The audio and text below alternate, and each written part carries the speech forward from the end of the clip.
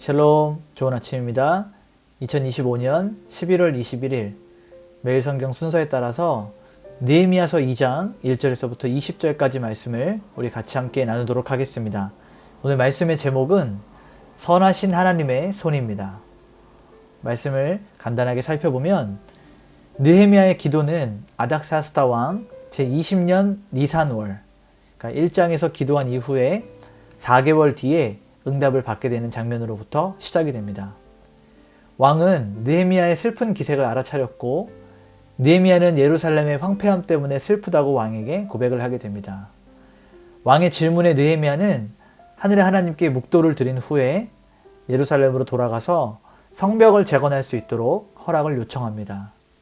왕은 이 느헤미야의 요청을 허락하고 여행을 위한 이 조서, 통행증과 재건에 필요한 제목들까지 명령서를 만들어서 내려주게 됩니다. 이 모든 것은 하나님의 선하신 손이 나를 도왔다라고 하는 이 고백처럼 그 고백의 결과였습니다. 느헤미야는 예루살렘에 도착한 이후에 밤에 조용히 몰래 나가서 성벽의 상태를 점검합니다. 그는 백성과 지도자들에게 하나님의 도우심과 왕의 말씀을 전하면서 성벽 재건하는 일을 촉구하였고 백성들 역시 우리가 일어나서 건축하자라고 결단을 하게 되는 일들을 보게 됩니다.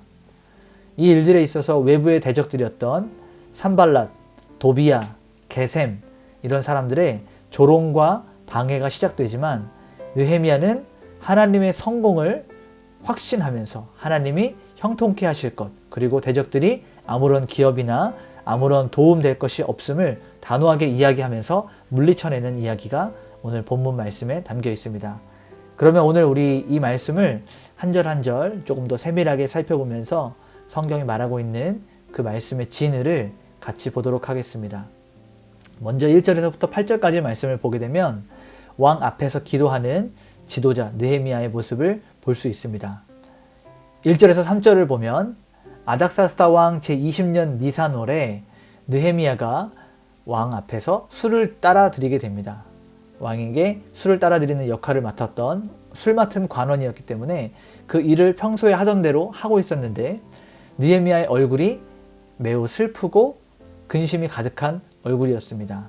그의 얼굴을 본 이 왕이 이것을 알아차리고 느헤미야에게 질문을 하죠.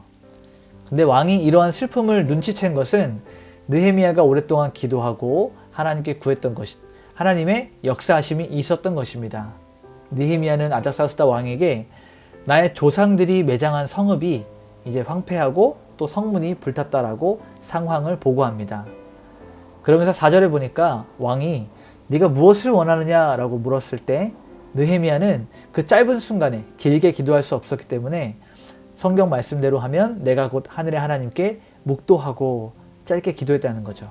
더 중요한 것은 즉각적으로 하나님을 찾고 의지했다는 거예요. 우리의 감정이 생각이 먼저 나온 것이 아니라 하나님을 찾고 의지하는 기도하는 모습을 우리가 함께 보아야 됩니다. 이 모습을 통해서 지도자의 모든 행동이 하나님을 향한 의존하는 것들, 하나님을 의존하는 그 일들 위에서 이루어져야 됨을 보여주고 있는 아주 좋은 모델이고 좋은 모범이 되고 있습니다. 5절에서부터 8절을 보게 되면 이 느헤미야는 예루살렘으로 돌아가서 성을 건축할 수 있도록 왕의 허락을 구하게 됩니다. 왕은 그 옆에 왕후가 앉아있음에도 불구하고 이 느헤미야의 요청을 허락하였고 예루살렘으로 가는 길에 많은 거처와 검문소들을 편안하게 통과할 수 있는 이 통행증, 조서를 받았고 이 성벽 건축을 위한 필요한 제목들까지 함께 더하여 줄 수 있도록 왕이 조서를 내려주게 됩니다. 이 본문을 해석하고 있는 박윤선 목사님은 이 모든 기적적인 일의 근거는 이 느헤미야의 고백처럼 내 하나님의 선한 손이 나를 도우셨다라고 하는 이 8절 말씀에 있다라고 이야기합니다. 하나님의 섭리와 주권이 이방 왕의 마음을 움직여서 당신의 백성들을 구속하기 위한 하나님의 구속사를 이루어 가신다라는 것을 보여주고 있습니다. 두 번째 단락인 9절에서부터 18절을 같이 보게 되면 이 느헤미야의 은밀한 정찰과 사명을 선포하는 모습이 등장하게 됩니다. 9절과 10절에 느헤미야는 군대 장관과 마병의 호위 아래 예루살렘에 도착합니다. 그러나 그의 도착과 동시에 그가 가지고 있었던 이 재건 계획에 산발락과 도비아라고 하는 이 대적들은 심히 근심했다라고 10절에 기록되어 있죠. 우리가 여기서 한 가지 깨달아야 되는 것은 하나님의 일이 일어나는 곳에는 반드시 대적의 방해가 있을 수 있다는 것을 캐치해야 됩니다. 우리가 열심히 교회 일을 하는 것도 마찬가지고 교회가 부흥이 되거나 혹은 교회에 여러 많은 것들이 새롭게 세워져 갈 때 이것을 가장 극렬하고 격렬하게 반대하는 사단의 세력들이 함께 있음을 늘 기억하고 영적으로 깨어서 각성해야 됩니다. 그리고 11절에서부터 16절을 보게 되면 느헤미야는 예루살렘에 도착한 이후에 3일 동안 쉬고 밤에 나가서 몇몇 사람들과 함께 성벽의 상태를 은밀하게 조사합니다. 이는 느헤미야가 감정적으로만 행동하는 지도자가 아니라 기도하고 행동으로 옮기는, 실천하는, 계획을 겸비한 지혜로운 지도자였다. 이 모습을 보여주고 있는 것이죠. 그리고 17절과 18절을 보게 되면 느헤미야가 밤에 정찰을 하고 나서 백성들에게 돌아와서 우리가 얼마나 심각한 상황에 있는지, 우리가 당한 공경을 다시 한번 그들로 하여금 상기하게 하고 하나님께서 여기까지 왔던 이 길, 하나님께서 나를 어떻게 도우셨는지를 백성들에게 이야기합니다. 하나님의 선한 손에 대하여 이야기하고 아닥사스다 왕이 자신에게 주었던 그 말들을 백성들에게 함께 나눕니다.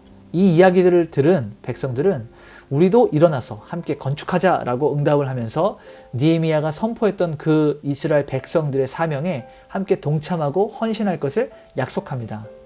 여러분, 하나님의 일은 지도자 한 사람으로 이루어질 수가 없어요.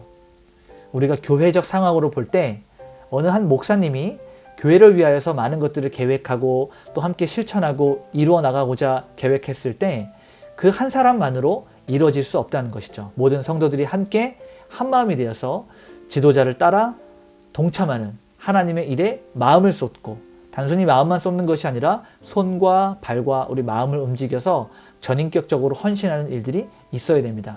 마찬가지로 목사님뿐만 아니라 교회 안에 어떠한 성도가, 어떠한 리더가 교회 일을 하기를 원할 때 그 한 사람만으로 되는 것이 아니고 모든 사람이 한마음이 되어서 하나가 되어서 하나님의 일을 이루어야 된다라는 것을 말씀을 통해서 우리에게 보여주고 있습니다.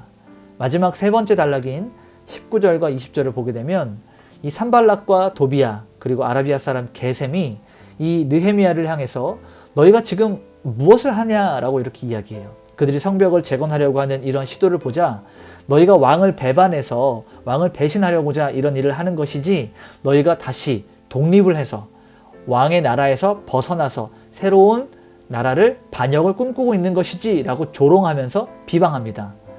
이제는 외부적 공격과 더불어서 그들이 가지고 있었던 사명을 좌절시키려고 하는 이 사탄의 시험을 보여주고 있는 거예요. 그러나 느헤미야는 흔들리지 않았죠. 20절에 대적들을 향해서 하늘의 하나님이 우리를 형통하게 하실 것이다. 하늘의 하나님이 이 일들을 반드시 이루실 것이다 라고 선포하면서 하나님의 주권을 강조합니다. 그러면서 동시에 이 대적들에게는 너희는 예루살렘에서 아무런 기업도 없고 권리도 없고 아무도 너희를 기억하는 사람이 없다라고 단호하게 선언하면서 그들의 간섭을 탁 제안을 하게 됩니다. 오늘 우리가 이 말씀을 원포인트로 정리하면 모든 일을 하나님께 맡기면서 기도하는 이 느헤미야의 태도와 그 위에 임하셨던 하나님의 선하신 손의 도우심, 이 두 가지가 놀라운 기적들을 일으켜서 결국은 하나님의 일을 감당하게 한다는 것이죠. 그래서 여러분도 함께 하나님께 기도해야 되고 하나님의 그 선하신 도우심이 있어야만 하나님의 놀라운 일들을 감당할 수 있게 되는 것입니다. 오늘 이 말씀을 함께 묵상하고 적용할 수 있는 두 가지 포인트를 좀 같이 나눠보도록 하겠습니다. 먼저는 우리가 중요한 결정을 하거나 혹은 어려운 사람을 대하기 직전에 느헤미야처럼 하늘의 하나님께 짧게라도 기도하고 매달리는 영적인 습관을 훈련해야 됩니다. 짧은 순간이지만 하나님의 주권을 인정하고 하나님을 의지하는 기도, 이 기도가 우리의 연약함을 보완하고 하나님의 은혜를 구하는 통로가 된다는 것을 기억하십시오. 두 번째는 하나님께 은혜를 구하는 것과 동시에 느헤미야처럼 밤에 은밀히 나가서 성벽을 정찰하는, 그러니까 철저한 계획과 실행력을 겸비해야 돼요. 다시 말하면 하나님의 은혜와 우리 인간적 책임을 동시에 이루어야 됩니다. 하나님이 알아서 다 해주실 거야. 그리고 그들이 가만히 있었다면 아마 성벽은 재건될 수 없었을 것입니다.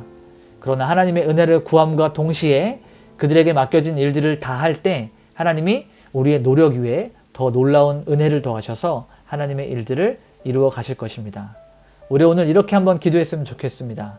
하나님, 제 삶의 모든 중요한 결정과 제 삶의 모든 중요한 사역들 위해 하나님의 선하신 손이 우리를 도울 수 있도록 간절히 구합니다. 하나님, 세상의 권세를 움직여서 하나님의 뜻을 이루는 그 길들을 열어주시옵소서. 우리 이렇게 한 마음으로 간절한 마음을 담아서 하나님께 기도하고 오늘 하루를 시작할 수 있었으면 좋겠습니다. 같이 한번 기도하도록 하겠습니다. 기도하시겠습니다.